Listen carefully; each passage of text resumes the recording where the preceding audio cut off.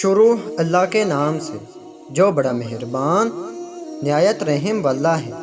ایک نیک شخص کسی بادشاہ کے پاس نصیحت کرنے کے لیے بیٹھا کرتا تھا اور وہ اس سے کہا کرتا، اچھے لوگوں کے ساتھ ان کی اچھائی کی وجہ سے اچھا سلوک کرو، کیونکہ برے لوگوں کے لیے ان کی برائی ہی کافی ہے۔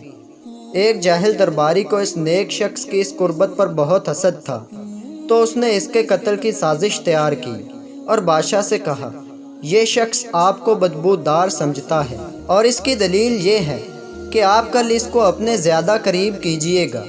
جب یہ آپ کے قریب ہوگا تو وہ اپنی ناک پر ہاتھ رکھ لے گا تاکہ آپ کی بدبو سے بچ سکے۔ بادشاہ نے اس سے کہا، تم جاؤ، میں خود اسے دیکھ لوں گا۔ یہ سازشی وہاں سے نکلا اور اس نیک شخص کو اگلے دن اپنے گھر دعوت پر بلا کر لہسن کھلا دیا۔ وہ نیک آدمی وہاں سے نکل کر بادشاہ کے پاس آیا اور حسب عادت بادشاہ سے کہا، اچھوں کے ساتھ اچھا سلوک کرو، کیونکہ بروں کو عنقریب اس کی برائی ہی کافی ہوگی۔ تو بادشاہ نے اس سے کہا، میرے قریب آؤ۔ وہ قریب آیا تو اس نے اس خوف سے اپنی ناک پر ہاتھ رکھ لیا کہیں بادشاہ لہسن کی بو نہ سونگھ لے۔ تو بادشاہ نے اپنے دل میں سوچا کہ فلاں آدمی سچ کہتا تھا۔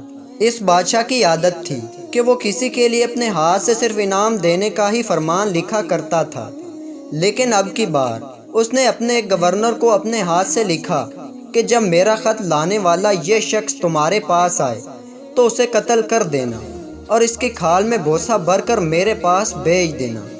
اس نیک شخص نے وہ خط لیا اور دربار سے نکلا تو وہیں سازشی شخص اسے ملا۔ اس نے پوچھا، یہ خط کیسا ہے؟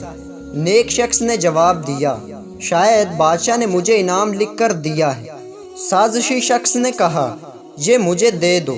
تو اس نیک شخص نے بخوشی کہا، تم لے لو۔ پھر جب وہ شخص خط لے کر عامل کے پاس پہنچا تو عامل نے اس سے کہا، تمہارے خط میں لکھا ہے کہ میں تمہیں قتل کر دوں اور تمہاری کھال میں بوسہ بھر کر بادشاہ کو بھیج دوں۔ اس نے کہا، یہ خط میرے لیے نہیں ہے، میرے معاملہ میں اللہ عز و جل سے ڈرو تاکہ میں بادشاہ سے رابطہ کر سکوں۔